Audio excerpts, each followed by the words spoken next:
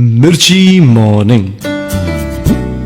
બધા વ્યસ્ત છે, બધા દોડે છે, બધા થાકે છે, બધાને કોઈ ને કોઈ કામ છે જ. ઘડિયાળનો કાંટો બધાને નચાવે છે.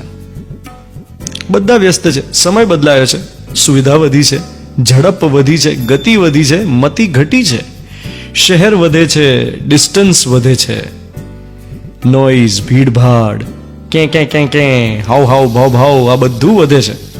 માણસને વધવું છે, સાદો પગાર ના ખપે, એક પગારમાં નથી ધરાતો. પગાર ઉપરાંત શું મળે? પોઝિશન જોઈએ, પાવર જોઈએ, પોપ્યુલારિટી જોઈએ, સમાજમાં સન્માન જોઈએ, પુરસ્કાર જોઈએ, ઓળખાણો જોઈએ, આપણે પાંચમાં પૂછાવા જોઈએ, ફંક્શનમાં જઈએ તોય પહેલી રોમાં બેઠક જોઈએ, ફર્સ્ટ રોની જ સીટ જોઈએ. કેટલું જોઈએ, કેમ જોઈએ, ક્યારે જોઈએ, કેવી રીતે જોઈએ? આ 4 સવાલનો જવાબ કેમ શોધતા નથી જોઈએ? એથી મહત્વનો સવાલ, કેટલું જોઈએ, કેમ જોઈએ, ક્યારે જોઈએ, કેવી રીતે જોઈએ, કોનું જોઈએ? પોતાનું જોઈએ કે બીજાનું જોઈએ? આનો જવાબ જેને મળે એ જ ખરું જીવે છે, બાકી બધા ભોગવે છે. કવિતા થઈ ગઈ ની? સાંભળી રહ્યા છો મિર્ચી. હું છું ધ્વનિત તમારી સાથે. Good morning my dear. બધું બહુ ઝડપથી બદલાઈ રહ્યું છે. જેટલું ધાર્યું હતું એના કરતા ઝડપથી આપણી આસપાસ કોઈ ગજબ ગતિથી બદલાવ થઈ રહ્યો છે. પહેલા કેવું હતું ખબર છે? હું રેડિયો પર માત્ર અડધી મિનિટ અથવા 45 સેકન્ડ્સ માટે બોલતો અને મારી બધી જ વાત ઇફેક્ટિવલી તમારા સુધી પહોંચતી. પહેલા અમારી ઉપર ટાઈમ લિમિટ હતી કે 45 સેકન્ડ્સથી વધારે નહીં બોલવાનું, પણ તોય કમ્યુનિકેશન બરાબર થતું, કારણ કે આપણી વાતમાં બીજો કોઈ ઘોંઘાટ નહોતો. મારા શબ્દો સીધા તમારા સુધી પહોંચતા, કારણ કે તમારા મનમાં કોલાહલ નહોતો અને મારા વિચારોમાં નોઈઝ નહોતો. હવે તો આપણે બંને આસપાસના વૈચારિક કોલાહલનો ભોગ બન્યા છીએ.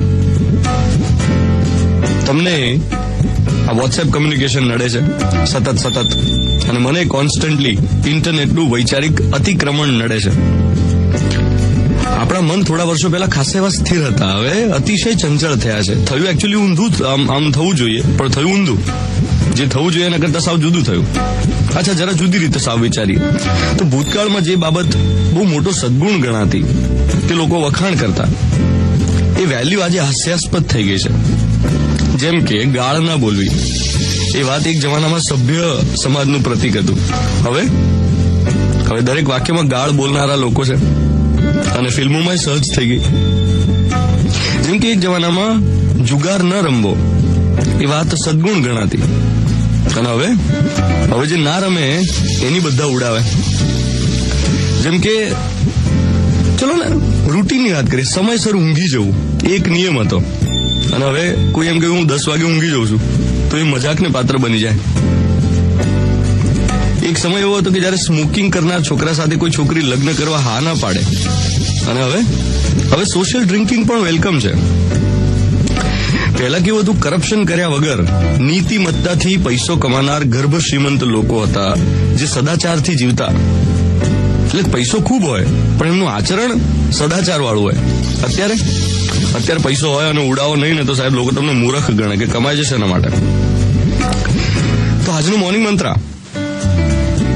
દરેક વર્ષે, દરેક સમયગાળામાં, દરેક ફેઝમાં વેલ્યુઝનું ધોવાણ, મૂલ્યોમાં કટોકટી વર્તાતી જ રહે છે, અને આ વર્તાતી જ રહેવાની, અટકવાની નહીં.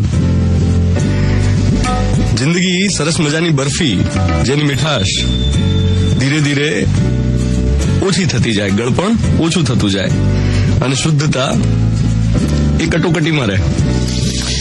7:12 થઈ રહી છે. રેડિયો મિર્ચી 98.3 FM. હું છું ધ્વનિત.